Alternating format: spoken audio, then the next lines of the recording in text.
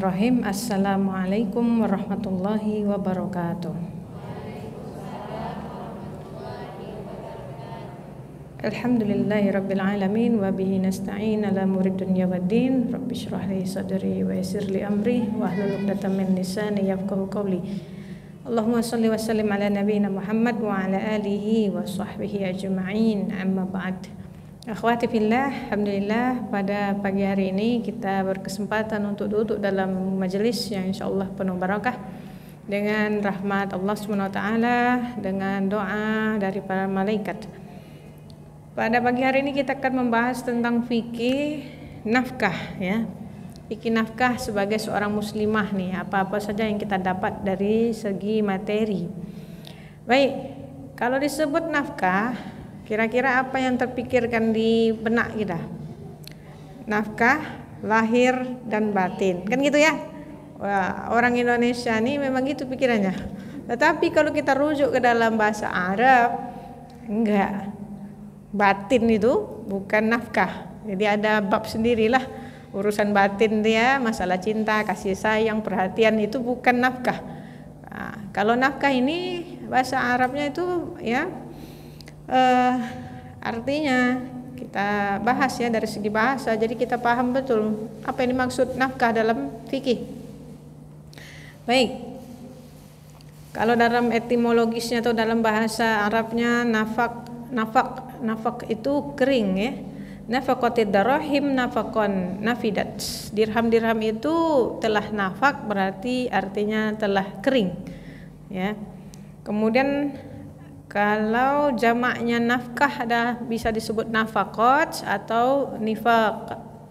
Nah, itu arti nafkah ya, jamak bentuk pluralnya nafakot atau nifak. Kata raqabah dalam bentuk jamak menjadi riqab. Ini maksudnya bentuk kata kerjanya, susunan bahasa Arabnya tuh sama dengan raqabah atau riqab. Nafkah sama dengan nifaq gitu ya. Dan nafkah juga berarti musnah. Tadi kering, sekarang musnah ya. Nafaqos asy-syai' nafaqan faniya. Sesuatu telah mengalami nafaqah maksudnya telah musnah. Nah, ini satu. Ini dari segi bahasanya lagi ya. Maksudnya apa dia? Dia menjadi kering, dia menjadi musnah ya. Anfaqo yunfiku infaqon nafaqatan, yang berarti mengeluarkan.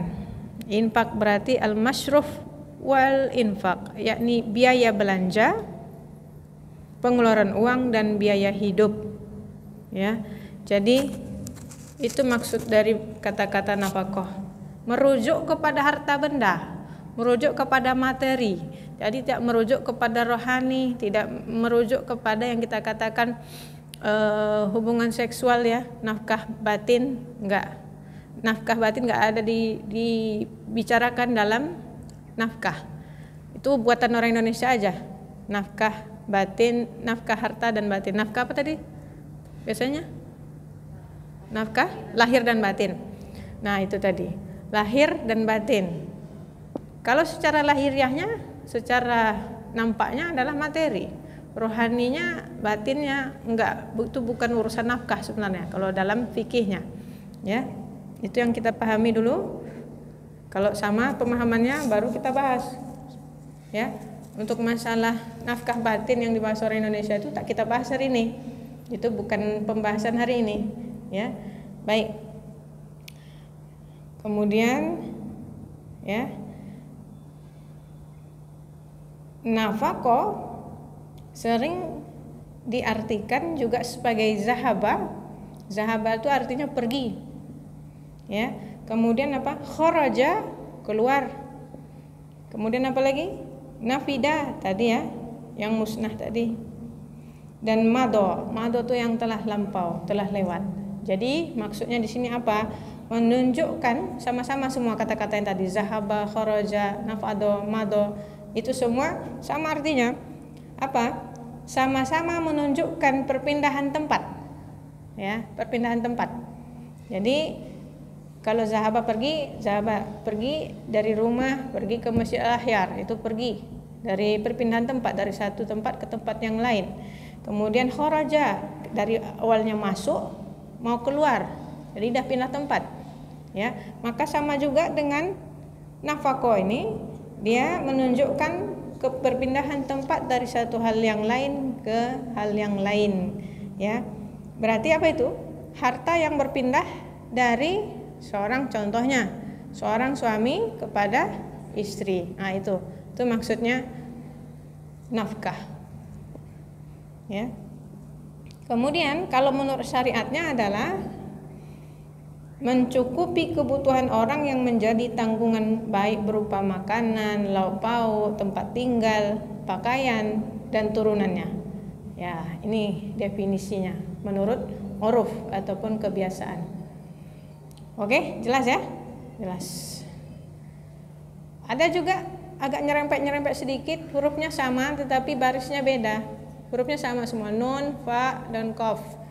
Ya, nafak. Nafak itu terowongan. Ya, terowongan. Perpindahan dari tempat ke tempat yang lain, dari ujung terowongan ke terowongan yang lain, ke ujung terowongan yang satunya. Nah, seperti itu. Dan dari kata-kata nafkah ini juga ada kata-kata seperti infak. Ya. Hurufnya sama juga, tapi ditambah satu huruf lagi di depan alif, barisnya dibedakan. Kalau intinya di dalam bahasa Arab, kalau kita diberikan 3 huruf, ya biasanya itu adalah fi'il madi. Fi'il madi ini apa? Kata kerja bentuknya lampau. Misalnya sudah pergi, zahaba. Sudah makan, akala. Seperti itu ya. 3 huruf aja, kemudian dikasih onderdil tambahan, apakah tambahan huruf atau perubahan syakal, baris, maka dia akan jadi maknanya berbeda. Seperti itu ya. Nah, jadi tadi apa? Nun, fa dengan qaf. Kita tambah huruf alif di depan, kita ganti barisnya jadi infak. Infak, pernah dengar ya? Infak, memberikan uang, memberikan materi. Nah, itu sama. Jadi tidak dikatakan infak memberikan yang bentuknya bukan materi, seperti kasih sayang, jima, hubungan seksual, cinta, dan sebagainya yang kita sebut tadi nafkah batin. Ya, infak adalah memberikan yang bentuknya materi kepada orang lain, itu infak. Sedekah, bahasa Arabnya sedekatun, sedekah, itu memberikan semuanya, termasuk di dalamnya infak. Jadi materi di situ termasuk, ya, memberikan yang selain materi juga sedekah. Misalnya nih, udah senyum hari ini? Senyumlah dulu, sedekah, ya kan? Berarti senyum ini bentuknya sedekah, dan sedekah ini bukanlah materi. Dia bukan dikatakan senyum adalah infak, bukan. Senyum adalah sedekah.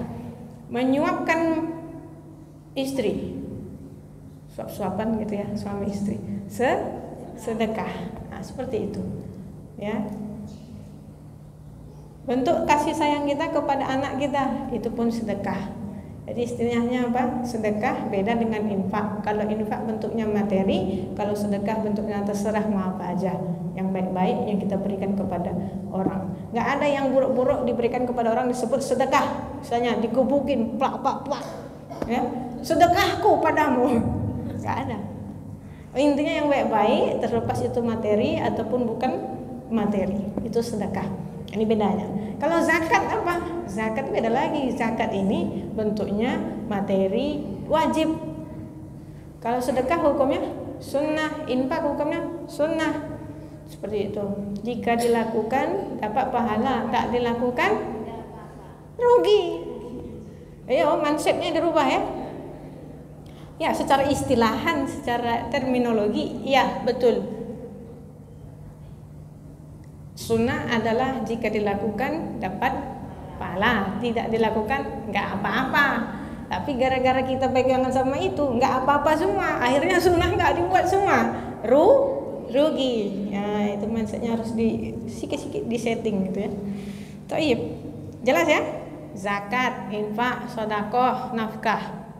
Nafkah ini, nafkah ini gimana hukumnya? Gitu. Nafkah adalah wajib. Kalau bukan wajib berarti dia bentuknya adalah sedekah atau infak sunnah. Maka contohnya nih, Kalau nafkah ini wajib hukumnya, kenapa? Sebab yang memberikannya memang wajib memberikan kepada orang yang di bawah perwaliannya, tanggung jawabnya. Seperti suami membawahi istri dan anak-anaknya, ya hukumnya wajib. Tapi jika dibalik, adalah orang-orang yang tidak wajib memberikan uang atau materi kepada orang di bawahnya, namanya adalah infak. Contoh, istri menafkahi, kalau kata kita, menafkahi suami dan anak-anaknya, ya tak dikatakan begitu, sebab istri tak wajib menafkahi suaminya, kan gitu. Jika dia memberikan materi, dia dihitung sebagai sedekah ataupun infak kalau bentuknya materi, seperti itu, ya. Nah, jelas ya. Baik, kita lanjut. Kalau udah jelas nih duduk perkaranya nih, nafkah itu apa, baru kita masuk ke ayat dan hadis tentang nafkah.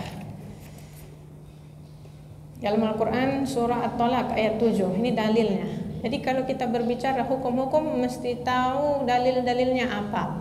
Kalau mau tahu dalil-dalilnya nih berarti kita dalam level apa nih? Level muta'allim, orang-orang yang belajar, bukan level orang awam lagi. Kalau orang awam nggak masalah, dia nggak tahu dalil, ya. Apa hukumnya nafkah? Wajib, udah. Akhirnya dia memberikan secara wajib, udah selesai. Tahu dia hukumnya tapi tak tahu dalilnya, ya. Atau tahu dasar-dasarnya aja, tapi jika ada permasalahan yang agak-agak susah, dia nggak tahu. Itu orang awam. Kalau kita yang musas pada hari ini level muta'alim, orang-orang yang sedang belajar, maka harus mempelajari dalilnya apa. Baik, Al-Quran surah At-Talaq ayat 7. Ada yang mau bacakan surahnya? Ayatnya? At-Talaq ayat 7. Kemarin di majelis ilmu Anas, yayasan saya, siang bagi yang hadir kemarin, Masya Allah luar biasa. Kehadiran kita tamu spesial Hafiz RCTI 2017. Sekarang udah hafal 30 juz. Adiknya pun usia 8 tahun udah hafal 30 juz. Si abang ini namanya Henry Ahmad, usianya 15 tahun. Dites. Kalau saya bilang nih, coba sebutkan ayat tentang nafkah. Enggak kayak kita dulu Google, ya kan? Kalau atau enggak kayak kita dikasih dulu kerpeannya, contekannya At-Talaq ayat 7. Buka. Udah gitu suruh buka pula kan. Dia enggak. Sebutkan ayat tentang nafkah. Pikir deh sebentar. Dalam hitungan detik dikeluarkannya ayat. Barang siapa yang membaca bersama menyimak ayat ini, silakan buka halaman segini-segini. Halamannya loh. Ya dikasih halamannya, wah ibu-ibu langsung buka tuh Al-Qur'annya tuh, ya. Selesai. Kemudian At-Talaq ayat 7. Posisinya sebelah sini, sebelah sini. Itu disebutkan langsung. Kemudian dia bacakan berikut terjemahannya, nggak pakai Al-Qur'an. Kalau kita Bu, paling super kilat tuh ya pakai Google dong, ya kan? Itu Masya Allah luar biasa.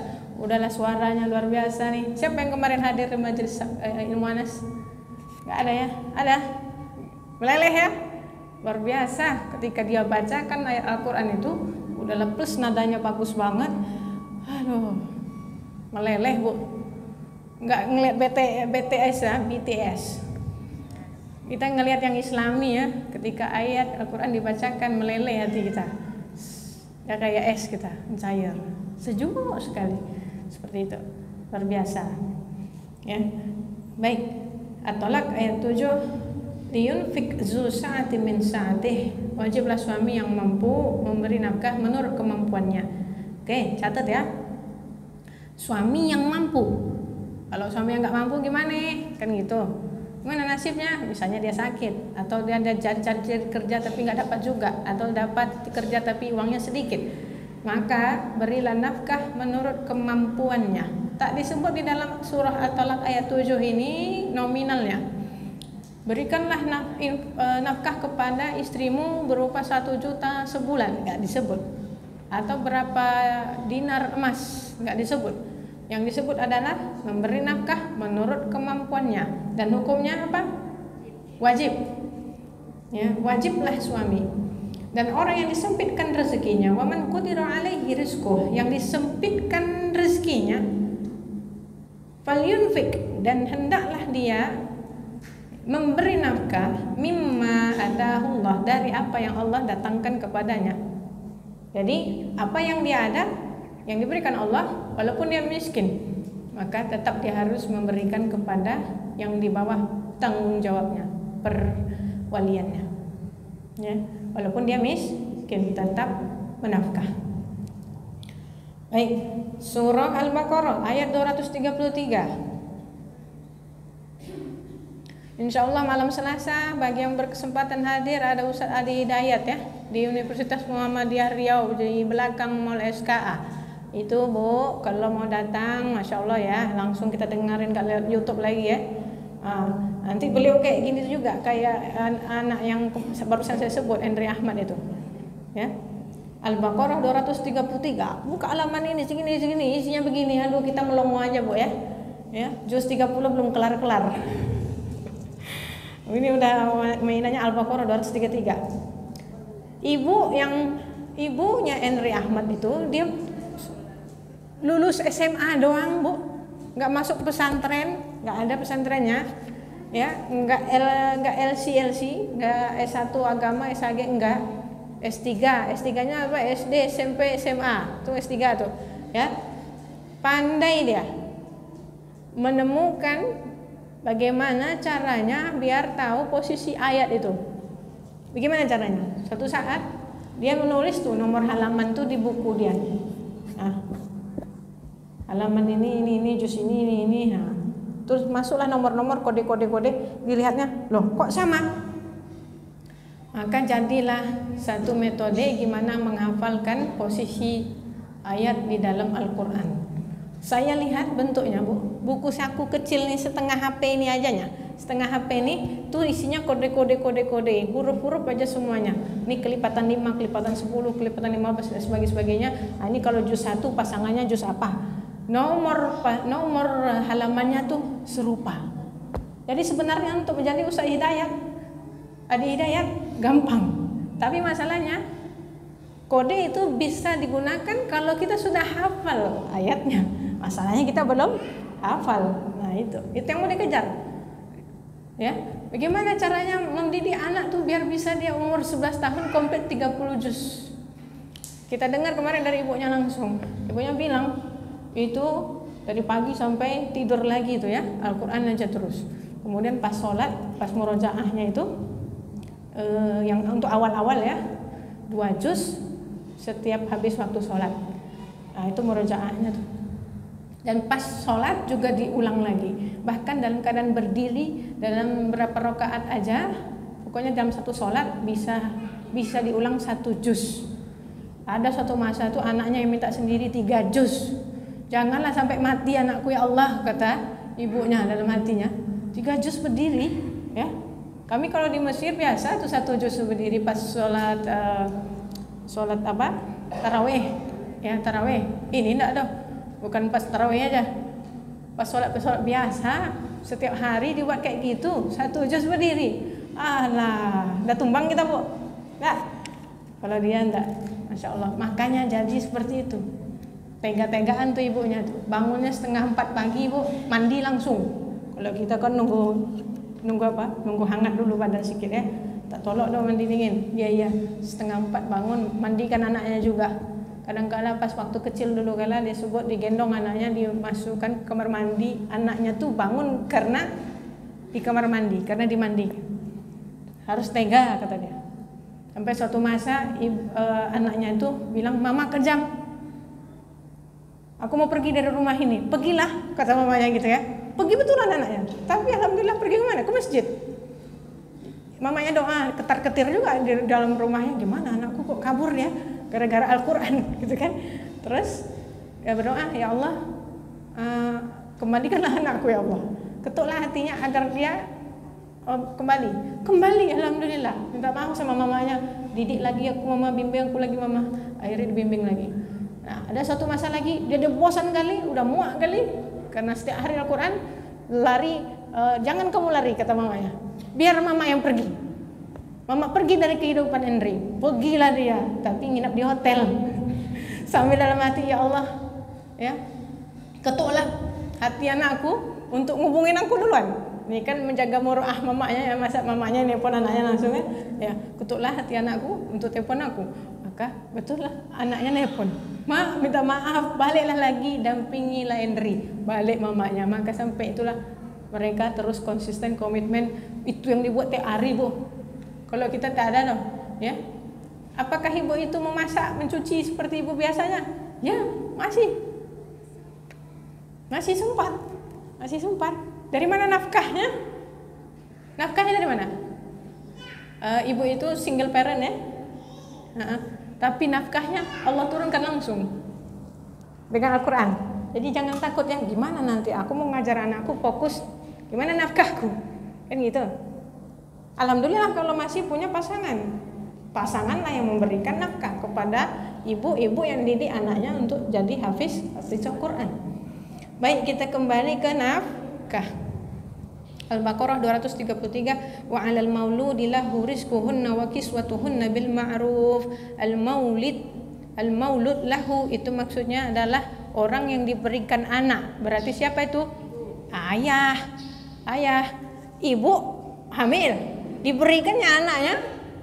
Itu maksudnya keluar dari perut ya. Maka yang menerima siapa? Ayah. Berarti al-maulud lahu, yang dikasih anak berarti ayah. Dan kewajiban ayah memberi makan dan pakaian kepada para ibu dengan cara yang ma'ruf. Catat, cara yang ma'ruf. Enggak dibilang situ 2 juta, 5 juta per bulan untuk istri kamu ya. Enggak. Disebut di situ secara yang ma'ruf. Berarti yang ma'ruf itu apa? Ma'ruf itu apa artinya? Dengan cara yang baik, dengan cara yang layak. Ya. Layak dikembalikan kepada apa? Kalau tak disebutkan secara jelas, maka dikembalikan kepada uruf. Uruf ini tradisi ataupun kebiasaan di tempat. Biasanya di Pekanbaru nafkah itu yang cocok berapa? Itu beda dengan nafkah orang Jakarta karena standar kehidupannya beda. Ya, makan di Jakarta beda dengan makan di Pekanbaru. Ya, makan di Malaysia dengan Singapura pun berbeda. Saya tinggal di Malaysia ada bertahun-tahun, menginjakkan kaki ke Singapura liburan. 1 ringgit air aqua tuh di Malaysia, 1 dolar di Singapura. Itu 3 kali lipat, itu berapa itu? Mahal, ya. Beda. Maka nafkah orang-orang Singapura beda dengan wanita yang ada di Malaysia, begitu ya. Nafkah orang Pekanbaru kota beda dengan Pekanbaru desa. Ya. Baik. Tetapi apa? Secara yang ma'ruf. Lagi-lagi dikembalikan satu standarnya kepada lingkungan dan kebiasaan dan kepada kemampuan si suami, dia mampu apa enggak. Kalau misalnya di Pekanbaru kota 1 juta udah cukup untuk keperluan rumah tangga, tetapi si suaminya enggak punya duit 1 juta itu, dia punyanya 500.000 ya, maka itu cara yang ma'ruf. Tetaplah wajib si suami mengeluarkan dari 500.000 itu walaupun sedikit, itu kewajiban dia. Yang istrinya apa? Qanaahnya apa?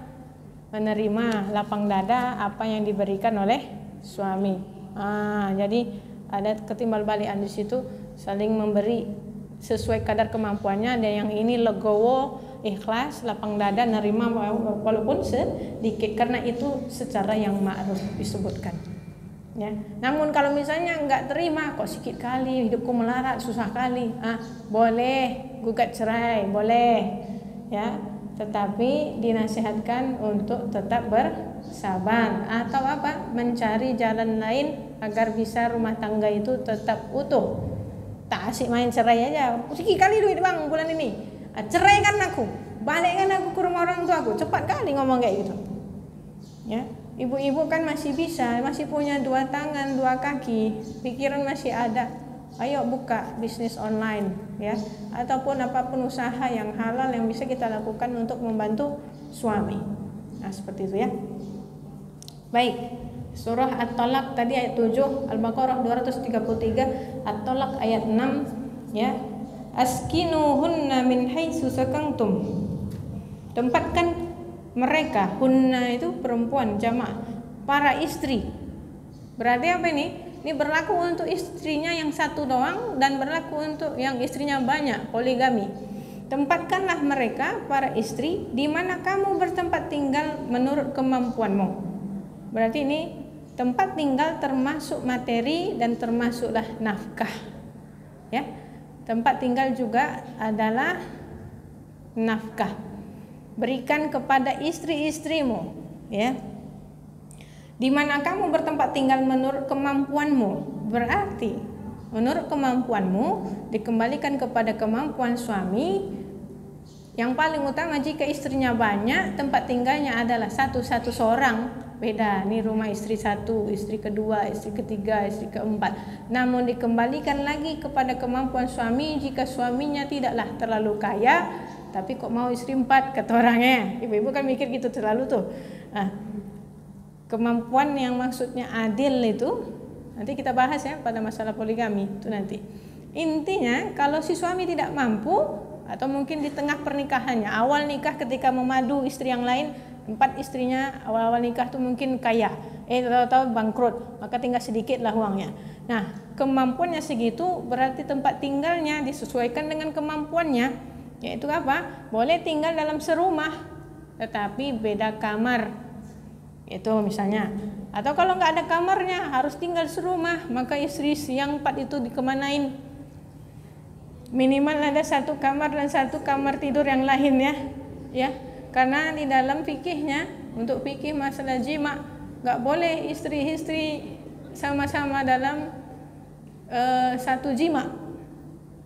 Walaupun istri-istrinya legal, tetapi mereka bukanlah mempunyai hak satu sama lain untuk melihat aurat yang satunya. Yang mempunyai hak itu hanyalah suaminya. Suaminya berhak melihat semua aurat istri-istrinya ini, tetapi istri-istrinya satu sama lain masih punya batasan aurat, yaitu apa? Batasan aurat perempuan dengan perempuan, gitu ya. Maka tak boleh dia berjima di dalam satu rumah, di dalam satu kamar bersama istri-istrinya yang 4 itu misalnya. Ya, jadi kalau mau berjima harus ada kamar khusus sendiri. Kalau misalnya dia nggak sanggup mengadakan rumah masing-masing untuk masing-masing istri. Begitu. Itu nafkah juga tuh. Makanya ya, sayangnya ada bapak-bapak sini mau saya ceramahin dulu. Ada.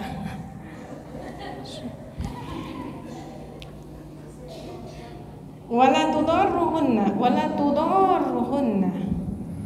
Dan janganlah kamu menyusahkan mereka. Litudayyiqu 'alaihinna, untuk menyempitkan hati mereka. Nah ini ya. Dikasih tempat tinggal, jangan buat mereka sengsara, gitu loh maksudnya, sempit hatinya, ya. Sebab apa? Dari kesengsaraan, ya. Kemudian apa lagi? Wa in kunna ulati hamlin, dan jika mereka istri-istri yang sudah ditalak sedang hamil pula, maka fa'anfiqu 'alaihinna, berikan nafkah kepada mereka hatta yada'na hamlahunna, hatta mereka bersalin. Jadi kalau dah diceraikan istri, ini talak raj'i, kita tinggal di mana? Kan gitu ya. Talak raj'i itu tolak berapa? Tolak pertama dan tolak kedua. Itu bisa balik lagi, bisa rujuk lagi dengan yang suami yang ceraikan dia tadi. Di masa iddahnya, baik dia hamil atau tidak hamil, maka dia tinggal di rumah suami yang menceraikan dia tadi sampai masa